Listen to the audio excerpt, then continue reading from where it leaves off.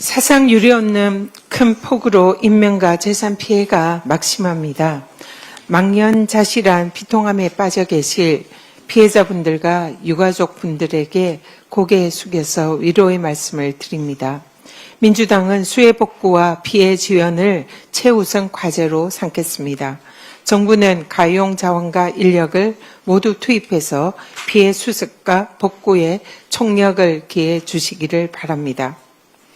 첫날에만 700여만 명의 국민들께서 신청하신 민생회복 소비 쿠폰은 내란으로 상처 입은 민생경제를 치유할 치료제임이 입증되었습니다.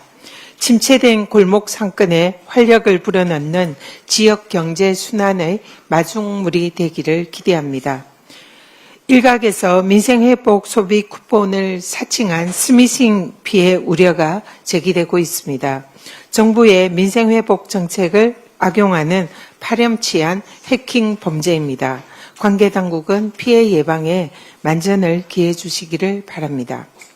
소비 쿠폰 과세라는 위험 비어까지 퍼뜨리면서 정부의 민생 살리기 노력을 발목 잡는 국민의힘은 스미싱 범죄 집단과 다를 게 무엇입니까? 민생 회복 쿠폰을 하책이라고 폄하하는 오세훈 서울시장은 섣부른 토어제 해제로 서울 집값의 불지른 악책에 대해서 사과부터 하시기 바랍니다. 윤석열이 자신의 비상계엄이 정당하다며 옥중 메시지 선동을 펼치고 있습니다. 극우 세력을 결집하려는 정치 공작입니다. 온 국민이 실시간으로 내란을 목도했음에도 불구하고 끝까지 죄를 뉘우치지 않는 내란 수괴의 뻔뻔함이 참으로 목불인견입니다. 헌정질서를 파괴하고 국민에게 총칼을 들이민 반역자 윤석열은 그 추악한 입을 다무십시오. 자숙하며 특검 수사와 내란 재판에 성실히 임하는 것이 국민에 대한 마지막 도리임을 명심하기 바랍니다.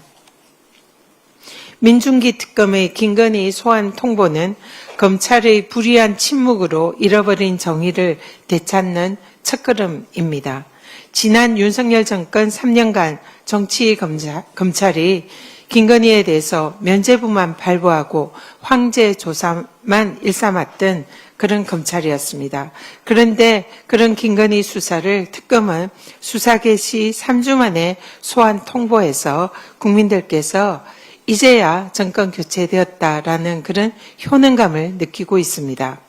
검찰총장 출신 대통령을 방패 삼아서 국정을 농단했던 국정실세 김건희를 법의 심판대에 세우는 것이 사법정의입니다.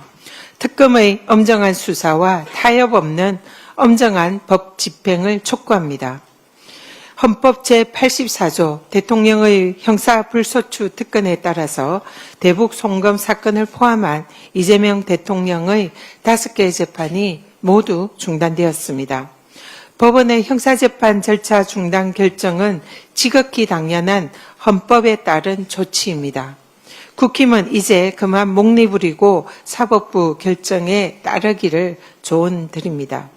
그런데 대통령 형사재판을 속개하는 법안을 만들겠다며 급박하고 있는 송어석 비대위원장, 또다시 헌법 질서를 파괴하겠다는 그런 속셈입니까?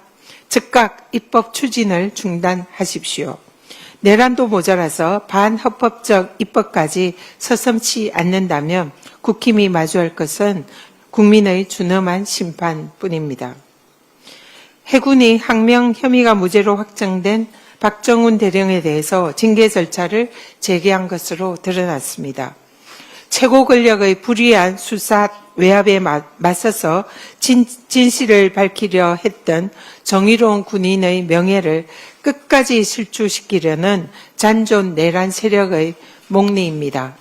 국민의 이름으로 명령합니다.